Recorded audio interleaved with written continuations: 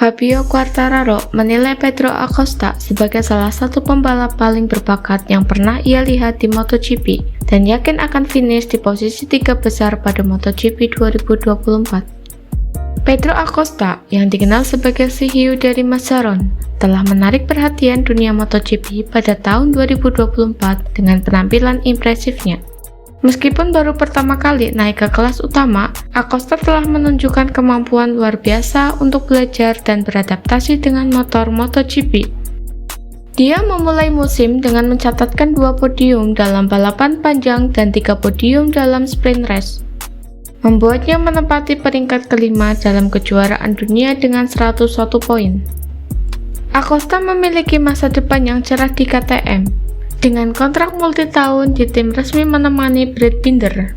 Pesaingnya, termasuk juara dunia MotoGP 2021 Fabio Quartararo, mengakui bakat luar biasa Acosta dan memprediksi dia akan bersaing di papan atas kejuaraan pada akhir musim 2024. Quartararo mengapresiasi kemampuan adaptasi Acosta dan keterampilannya dalam mengatasi tantangan teknis MotoGP.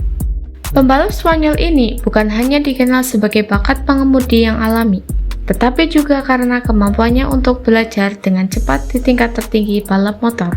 Dengan potensi yang begitu besar, Pedro Acosta menjadi salah satu nama yang patut diperhatikan dalam dunia MotoGP saat ini dan untuk masa depan. Kenan Sofuoglu, mantan pembalap dan manajer Toprak Razgatlioglu, mengatakan bahwa sang pemimpin WSBK ingin meninggalkan kejuaraan setelah 2024 untuk pindah ke MotoGP. Toprak Razgatlioglu, pembalap BMW yang memuncaki klasemen WSBK setelah kemenangan di Misano, membuat kejutan dengan keputusan untuk meninggalkan Yamaha dan bergabung dengan BMW mulai tahun 2024.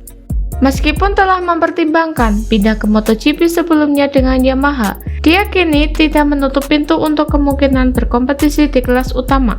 Manajer Toprak, Kenan Sofuoglu, mengonfirmasi bahwa ada banyak minat dari paddock MotoGP terhadap Razgatlioglu.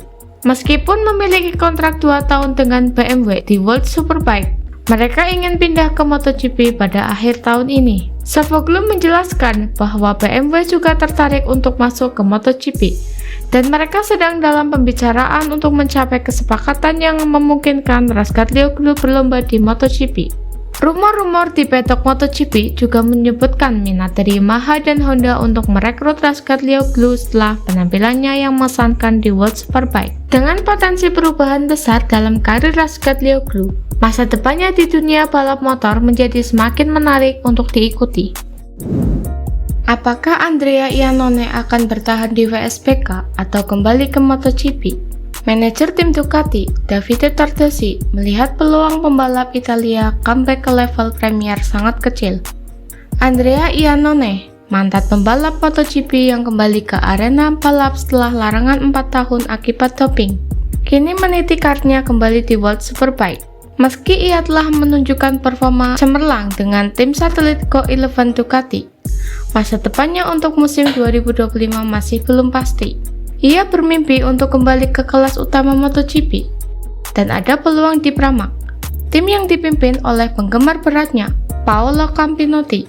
Namun, Davide Tardosi dengan segala pengalaman dan pengetahuannya, menganggap bahwa ini bukan langkah mudah bagi Iannone. Meskipun The Maniac telah menunjukkan keunggulan di WSBK, tantangan di MotoGP jauh lebih besar.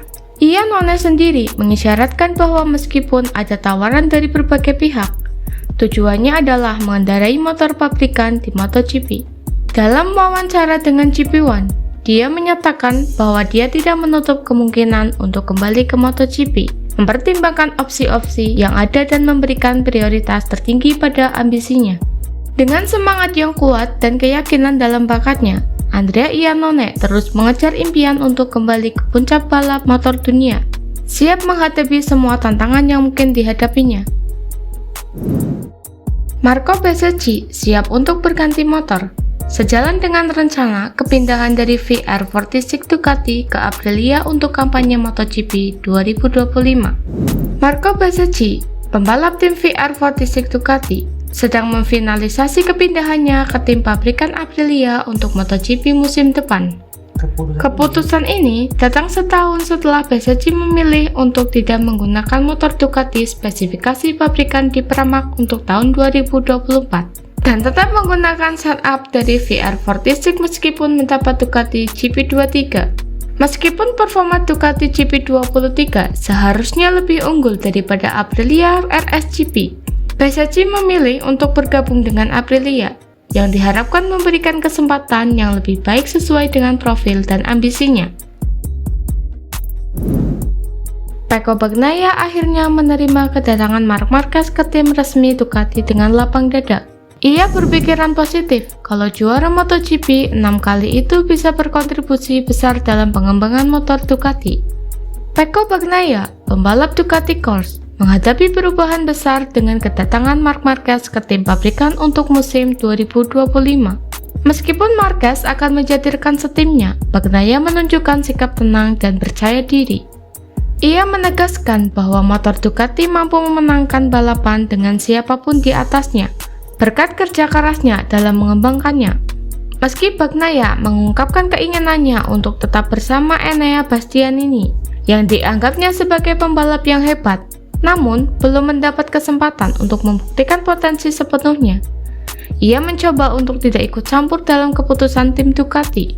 Meskipun demikian, kegugupannya di konferensi pers sebelum GP Prancis memberikan indikasi bahwa kedatangan Marquez menghadirkan perasaan campur aduk baginya.